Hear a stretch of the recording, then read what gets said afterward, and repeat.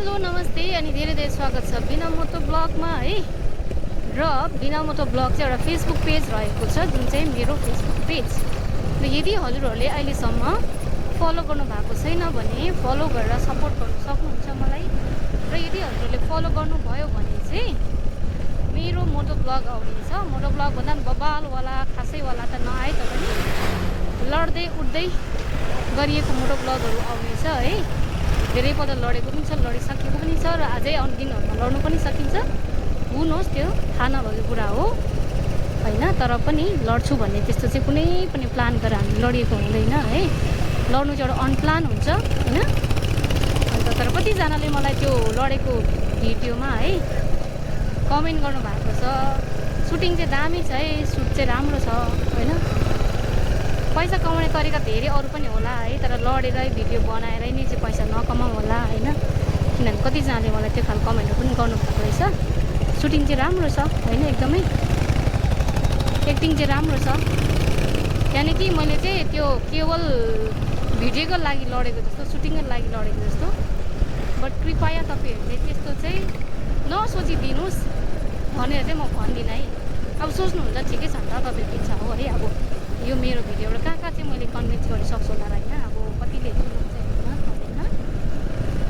अनि त्यही लडेको भिडियोकै रिलेटेडमा आज कुरा गर्नु गइरहेको छु है।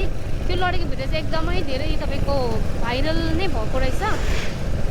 1 मिलियन नै पुगिसकेको रहेछ हिजो अस्ति कहिले हेर्दाखेरि चाहिँ। अन्त 1 मिलियन भ्यू जानु भनेको 10,000 15,000 फलोवर्समा, 15 पनि छैन है, मेरो 14,000 मात्रै फलोवर्स छ। 14,000 फलोवर्समा चाहिँ 1 मिलियन जानु भनेको चाहिँ एकदमै भाइरल नै भएको हो नि त त्यो भिडियो त। अन्त चाहिँ त्यो भिडियो भाइरल भयो है। अन्त तपाईँको कमेन्टहरू राम्रै आएको छ, धेरैजना गर्नुभएको रहेछ होइन।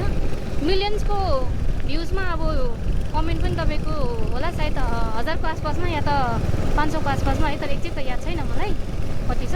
मैले धेरै रिप्लाई पनि गर्दैन, तर एकदमै धेरै नै भएकोले गर्दा कतिजनाको रिप्लाईहरू छुटेको होला। तर पनि सकेसम्म मैले याद पाएको जति चाहिँ मैले रिप्लाई गरेको छु र गर्ने गर्छु पनि है। अनि कतिजनाको रिप्लाईहरू छुट्यो भने चाहिँ तपाईँहरू मन नदुखाइदिनुहोस् है। कोही बेला त्यस्तै हुन्छ, धेरैजनाले कमेन्ट गरेको हुन्छ होइन। कमेन्ट गर्दा गर्दै एक दुईजनाको कमेन्टहरू छोडिहाल्छ। मन नदुखाइदिनुहोस्, म देखेको बेला अवश्य त्यसको रिप्लाई गर्नेछु। अनि मेसेजहरू कतिजनाले मलाई मेसेजहरू गरेको हुन्छ है।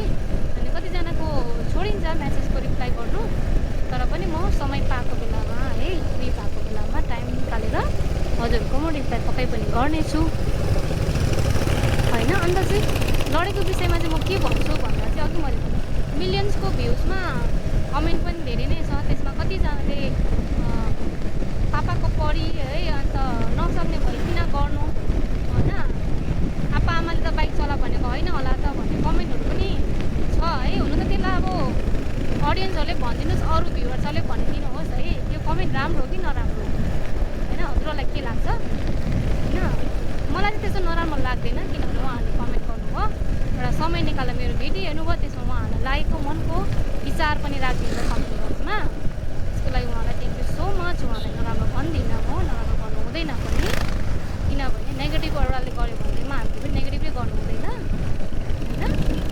आज चाहिँ म हजुरहरूलाई एउटा सानो कुरा सेयर गर्नु गइरहेको छु, जो मेरो मनमा अस्तिदेखि आइरहेको थियो। बट मैले त्यसलाई नराम्रो पनि होइन है, नराम्रो लिएर मैले रिप्लाई गर्नु खोजेको पनि होइन।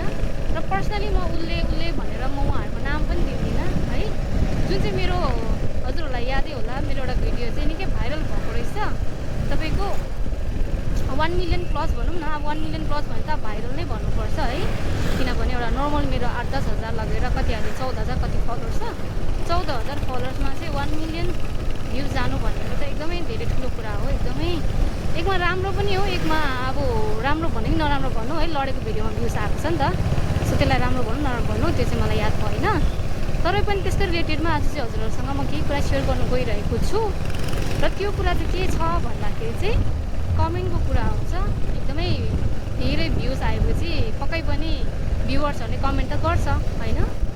अन्त त्यही भ्युवर्सहरूको कमेन्टको रिलेटेड कुरा गर्नु गइरहेको छु। अन्त एकदमै धेरै तपाईँको धेरै नै आएको छ। अब 100-200देखि लिएर 500-600 उकालो छ कमेन्ट होइन। त्यो त म कमेन्ट चाहिँ सबैको रिप्लाई गर्ने गर्छु है बिचारा, किनभने कतिजनाले अब होइन टाइम निकालेर आफ्नो लागि राम्रो राम्रो वर्ड्सहरू लेखिदिएको हुन्छ। त्यो एउटा कमेन्ट हेरेर कति खुसी लाग्छ अनि कति इन्करेज भन्छ नि त हामी। सो कमेन्ट चाहिँ जस्तै आए पनि म रिप्लाई गर्ने गर्छु। तर त्यो भिडियोमा चाहिँ एकदमै धेरै नै अब मिलियन्स भने त अब कति होला है, हाम्रो सिक्किमदेखि बाहिर पुगेको छ त्यो भिडियो होइन।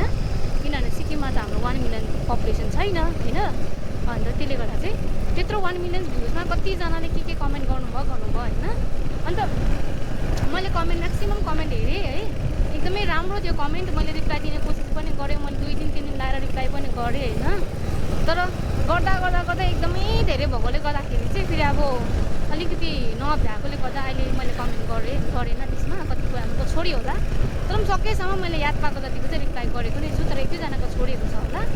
अनि त्यसमा चाहिँ के भन्छ भने अब सबैजनाले राम्रो कमेन्ट गर्नुभएको छ है, किप गोइङ होइन, लडे पनि केही छैन, लडेर फेरि उठेर कुद्नुपर्छ, फेरि राइड गर्नुपर्छ होइन, यस्तो लडेको केही पनि हुँदैन भन्दै उहाँहरूको सपोर्ट, उहाँहरूको जोस थियो नि जुन चाहिँ होइन हामीलाई दिनुभएको छ, यानि कि मलाई एउटा हौसला दिनुभएको छ, केही पनि हुँदैन लडिन्छ अलिकति भनेर। त्यो हौसला लिँदै म कन्टिन्यू गरिरहेको छु। एकदमै म धेरैपल्ट लडिसकेँ, तर पनि म लगातार हिँडिरहेको छु। तर त्यस्तै त्यो कमेन्टहरूको भिडमा है 1-2जनाले कमेन्ट यस्तो पनि गर्नुभएको रहेछ, जसमा चाहिँ पापा कि पढी है, अन्त नसक्ने भए किन चलाउनु, नसक्ने भए किन चाहिँ उयो गर्नु है, किन चाहिँ कमेन्ट गर्नु, मतलब नसक्ने भए किन चाहिँ राइड गर्नु, त सक्ने पो गर्नुपर्छ भन्ने खालको कमेन्टहरू हुन्छ नि है। जुन चाहिँ आफ्नो भन्छ नि एउटा सिधा र अब ठाडै भाषामा भनौँ भने औकातदेखि बाहिरको काम किन गर्नु भने जस्तो है, नसक्ने कुरा किन गर्नु, सक्दैन किनभने किन राइड गर्नु भन्ने कुराहरू